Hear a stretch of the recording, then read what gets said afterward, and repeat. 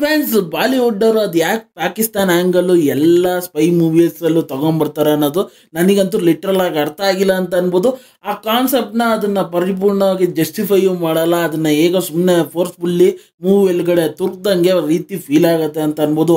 ಅದೇ ರೀತಿ ಈಗ ಒಂದು ಹೊಸ ಮೂವಿ ಬಂದಿದೆ ಉಲ್ಲಜ್ ಅಂತ. ಇದು ಒಂದು ಸ್ಪೈ ಥ್ರಿಲ್ಲರ್ ಮೂವಿನೇ ಅಂತ ಅನ್ಬೋದು. ಹಾಗೆ ಈ ಮೂವಿಯಲ್ಲಿ ನಮ್ಮ ಮೇನ್ ಲೀಡ್ ಕ್ಯಾರೆಕ್ಟರ್ನ ಒಂದು ಡಮ್ಮಿ ಪೀಸ್ ಆಗಿ ಮಾಡಿದ್ದಾರೆ ಅಂತ ಅನ್ಬೋದು. ಸರಿ, ಈ ಮೂವಿಯಲ್ಲಿ ನನಗೇನು ಇಷ್ಟ ಆಯಿತು, ಏನು ಕಷ್ಟ ಆಯಿತು ಅನ್ನೋದನ್ನು ಈ ವಿಡಿಯೋದಲ್ಲಿ ತಿಳಿಸ್ಕೊಡ್ತೀನಿ. ಹಾಗೆ ತುಂಬ ಜನ ನನ್ನ ವೀಡಿಯೋಸ್ಗಳನ್ನು ನೋಡ್ತಾ ಇದ್ದೀರಾ. ಹಾಗೆ ನಿಮಗೆ ಈ ರಿವ್ಯೂ ನಿಮಗೆ ಇಷ್ಟ ಆಯಿತು ಅಂದರೆ ಈ ವಿಡಿಯೋಗೊಂದು ಲೈಕ್ ಮಾಡಿ, ಹಾಗೆ ನನ್ನ ಚಾನಲ್ನ ಸಬ್ಸ್ಕ್ರೈಬ್ ಮಾಡಿ ಮತ್ತು ಬೆಲ್ ನೋಟಿಫಿಕೇಶನ್ ಆನ್ ಮಾಡಿ. ಹಾಗೆ ನನ್ನನ್ನು ಸೋಷಿಯಲ್ ಮೀಡಿಯಾ ಪ್ಲಾಟ್ಫಾರ್ಮಲ್ಲೂ ಫಾಲೋ ಮಾಡ್ಬೋದು. ಲಿಂಕ್ನ ಡಿಸ್ಕ್ರಿಪ್ಷನಲ್ಲಿ ಕೊಟ್ಟಿರ್ತೀನಿ. ಹಾಗೆ ಮೂವಿಯ ಡ್ಯೂರೇಷನ್ ವಿಚಾರಕ್ಕೆ ಬಂದರೆ 2 hours 30 minutes ಇದೆ ಅಂತ ಅನ್ಬೋದು. ಮೂವಿಯ ಒನ್ಲೈನರ್ ಸ್ಟೋರಿ ವಿಚಾರಕ್ಕೆ ಬಂದರೆ ಸುಹಾನ್ ಅವರು ಒಂದು ದೊಡ್ಡ ಫ್ಯಾಮಿಲಿಗೆ ಬಿಲಾಂಗ್ ಆಗ್ತಾರೆ ಅಂತ ಅನ್ಬೋದು.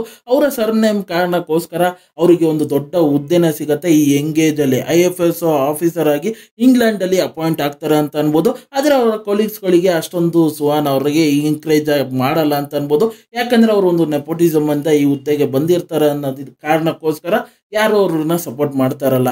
ಆದರೆ ಸುಹಾನ್ ಅವರು ಒಂದು ರಾತ್ರಿ ಒಂದು ಪಾರ್ಟಿನ ಮಾಡ್ತಾರೆ. ಆ ಪಾರ್ಟಿಯಿಂದ ಅವರ ಜೀವನದಲ್ಲಿ ಟ್ವಿಸ್ಟ್ ಆ್ಯಂಡ್ ಟರ್ನ್ಸ್ಗಳು ಆಗುತ್ತೆ. ಒಂದು ಸಮಸ್ಯೆಗೂ ಸಿಗಾಕೊಂತಾರೆ. ಅಲ್ಲಿಂದ ಮೂವಿ ಒಂದು ಸ್ಪೈ ಥ್ರಿಲ್ಲರ್ ಹೇಗೆ ಟರ್ನ್ ಆಗುತ್ತೆ ಹೇಗೆ, ಹಾಗೆ ಮೂವಿಯಲ್ಲಿ ಟ್ವಿಸ್ಟ್ ಆ್ಯಂಡ್ ಟರ್ನ್ಸ್ಗಳು ಏನು, ಹಾಗೆ ಸುಹಾನ್ ಅವರು ಈ ಪ್ರಾಬ್ಲಮಿಂದ ಆಚೆ ಬರ್ತಾರಾ ಇಲ್ವಾ ಅನ್ನೋದನ್ನೆಲ್ಲ ನೀವು ತಿಳ್ಕೊಬೇಕಂದ್ರೆ ಈ ಮೂವಿನ ಹೋಗಿ ನೋಡಬೇಕು. ಮೂವಿಯ ವಿಚಾರಕ್ಕೆ ಬಂದರೆ ಈ ಸುಹಾನ ಕ್ಯಾರೆಕ್ಟರ್ ಇಷ್ಟೊಂದು ದಮ್ಮಿಯಾಗಿರುತ್ತೆ. ಒಂದು IFS ಆಫೀಸರ್ ಆಗಿ ಒಂದು ವ್ಯಕ್ತಿಯ ಬಲೆಗೆ ಹೇಗೆ ಸಿಗಾಕೊಂಡು ನರಳ್ತಾರಲ್ಲ, ಅದು ನನಗೆ ಲಿಟ್ರಲ್ ಆಗಿ ಡೈಜೆಷನ್ ಮಾಡ್ಕೊಳ್ಳೋ ರೀತಿನೇ ಇರಲಿಲ್ಲ ಅಂತ ಅನ್ಬೋದು. ಹಾಗೆ ಮೂವಿಯ ಮೇಕರ್ಸ್ಗಳು ಒಂದು ಸ್ಪೈ ಥ್ರಿಲ್ಲರ್ ಅಂತಾರೆ ಹೇಳ್ತಾರೆ ಈ ಮೂವಿನ, ಆ ಥರ ಅಂಶಗಳು ಥ್ರೂಔಟ್ ಮೂವಿಯಲ್ಲಿ ಇರಲಿಲ್ಲ ಅಂತ ಅನ್ಬೋದು. ಆದರೆ ಮೂವಿ ಸ್ವಲ್ಪ ಫಾಸ್ಟ್ ಪೇಸಲ್ಲಿ ಇರುತ್ತೆ ಅಂತ ಅನ್ಬೋದು. ಯಾವುದೇ ವಿಚಾರಗಳು ನಿಮಗೆ ಲ್ಯಾಗು ಬೋರ್ ಹೊಡ್ಸೋ ರೀತಿ ಯಾವುದೇ ಅಂಶಗಳು ಇರಲ್ಲ ಅಂತ ಅನ್ಬೋದು. ಮೂವಿಯಲ್ಲಿ ಒಂದು ಫಸ್ಟ್ ಹಾಫಲ್ಲಿ ಹೀರೋಯಿನ್ನು ಮತ್ತು ವಿಲನ್ನ ಎಂಟ್ರಿ ಆದಮೇಲೆ ಅವರಿಬ್ಬರ ನಡುವೆ ಒಂದು ಕ್ಲಾಶಸ್ ಸೀನ್ಸ್ಗಳು ಅದನ್ನು ಎಷ್ಟು ಎಂಗೇಜಿಂಗ್ ಆಗಿ ಕ್ಯೂರಿಯಾಸಿಟಿಯಾಗಿ ತೊಗೊಂಡೋಗ್ಬೋದು ಅಷ್ಟು ಕ್ಯೂರಿಯಾಸಿಟಿಯಾಗಿ ತೊಗೊಂಡೋಗಿದ್ದಾರೆ ಅಂತ ಅನ್ಬೋದು. ಹಾಗೆ ಆ ಇಂಟರ್ವಲಲ್ಲಿ ಕೊಟ್ಟಿರೋ ಟ್ವಿಸ್ಟು ಸ್ವಲ್ಪ ಪ್ರಿಡಿಕ್ಟೇಬಲ್ ಆಗಿತ್ತು ಅಂತ ಅನ್ಬೋದು. ಆದರೆ ಸೆಕೆಂಡ್ ಹಾಫಲ್ಲಿ ಮೂವಿಯಲ್ಲಿ ಏನೋ ಪರಿಪೂರ್ಣವಾಗಿ ಆ್ಯಕ್ಷನ್ ಇರುತ್ತೆ ಅಂದ್ಕೊಂಡಿದ್ರೆ ಇಲ್ಲ ಗುರು, ಒಂಥರ ಸೆಪ್ಪೆಯಾಗಿ ಸಾಕ್ತು ಅಂತ ಅನ್ಬೋದು.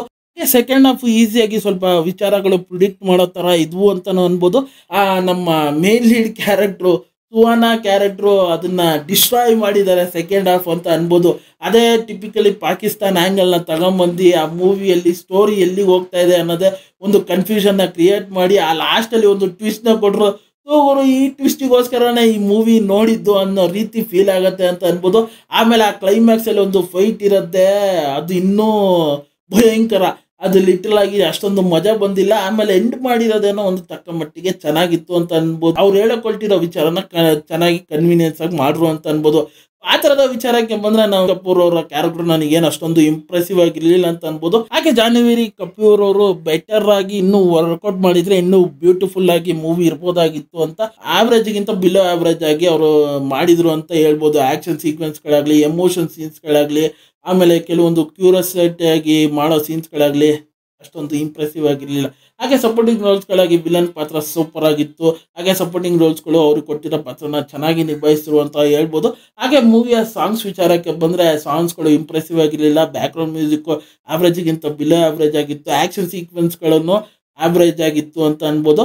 ಹಾಗೆ ಮೂವಿಯಲ್ಲಿ ನನಗೆ ವಿಜುವಲಿ ಆ ರಿಚ್ನೆಸ್ಸು ಕಾಣಿಸ್ತಾ ಇತ್ತು. ಆ ಪೂರ್ತಿ ಮೂವಿ ಫಾರಿನ್ ಲೊಕೇಶನ್ಸ್ಗಳಲ್ಲೇ ಶೂಟ್ ಮಾಡಿರೋದ್ರಿಂದ ಆ ರಿಚ್ನೆಸ್ಸು ಆ ವಿಜುವಲಿ ಬ್ಯೂಟಿಫುಲ್ ಆಗಿ ತಗೊಂಡ್ಬಂದಿದ್ದಾರೆ ಅಂತ ಅನ್ಬೋದು. ಹಾಗೆ ಇದರಲ್ಲಿ ಡೈಲಾಗ್ಸ್ಗಳು ಸ್ವಲ್ಪ ಇಂಪ್ರೂವ್ಮೆಂಟ್ ಬೇಕಾಗಿತ್ತು. ಹಲವಾರು ಸೀನ್ಸ್ಗಳು ಸ್ವಲ್ಪ ಇನ್ನೂ ಇಂಪ್ರೂವ್ಮೆಂಟ್ ಇದ್ರೆ ಇನ್ನೂ ಬೆಟರ್ ಆಗಿರ್ಬೋದಾಗಿತ್ತು. ಹಾಗೆ ಈ ಮೂವಿ ಖಂಡಿತ ಒಂದು ಓವರ್ ಆಲ್ ಆಗಿ ಫ್ಯಾಮಿಲಿ ಸಮೇತ ನೋಡ್ಬೋದಂತ ಮೂವಿ. ಹಾಗೆ ಈ ಮೂವಿಯಲ್ಲಿ ಒಂದು 3-4 ಕಿಸ್ಸಿಂಗ್ ಸೀನ್ಸ್ ಬರುತ್ತೆ, ಅಷ್ಟು ಬಿಟ್ಟರೆ ಫ್ಯಾಮಿಲಿ ಸಮೇತ ನೋಡ್ಬೋದಂತ ಮೂವಿ. ಒನ್ ಟೈಮ್ ವಾಚಬಲ್ ಅಂತ ಹೇಳ್ತೀನಿ. ಹಾಗೆ ಈ ಮೂವಿಗೆ ನನ್ನ ರೇಟಿಂಗ್ ವಿಚಾರಕ್ಕೆ ಬಂದರೆ ನಾನು 5ಗೆ 2.5 ಸ್ಟಾರ್ ಕೊಡ್ತೀನಿ ಅಂತ ಅನ್ಬೋದು. ಹಾಗೆ ಈ ರಿವ್ಯೂ ನಿಮಗೆ ಆನೆಸ್ಟ್ ಅಂತಂದರೆ ಈ ವಿಡಿಯೋ ಇಷ್ಟ ಆಯ್ತು ಅಂದರೆ ಈ ವಿಡಿಯೋಗೊಂದು ಲೈಕ್ ಮಾಡಿ, ಆಗ ನನ್ನ ಚಾನಲ್ನ ಸಬ್ಸ್ಕ್ರೈಬ್ ಮಾಡಿ ಮತ್ತು ಬೆಲ್ ನೋಟಿಫಿಕೇಶನ್ ಆನ್ ಮಾಡಿ.